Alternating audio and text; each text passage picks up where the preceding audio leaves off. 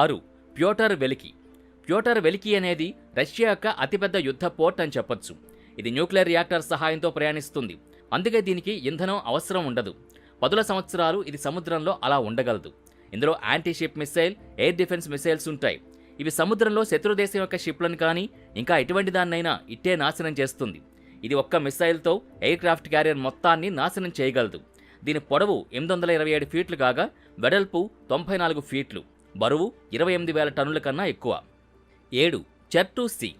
చెర్-2-సీ అనేది ప్రపంచ చరిత్రలో అతిపెద్ద ఆపరేషనల్ ట్యాంక్.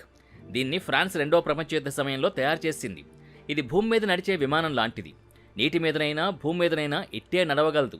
దీని యొక్క టార్గెట్ ఏంటంటే శత్రుదేశం యొక్క రక్షణ వ్యవస్థను నాశనం చేయడం, యుద్ధంలో శత్రుదేశానికి నష్టం కలిగించడం.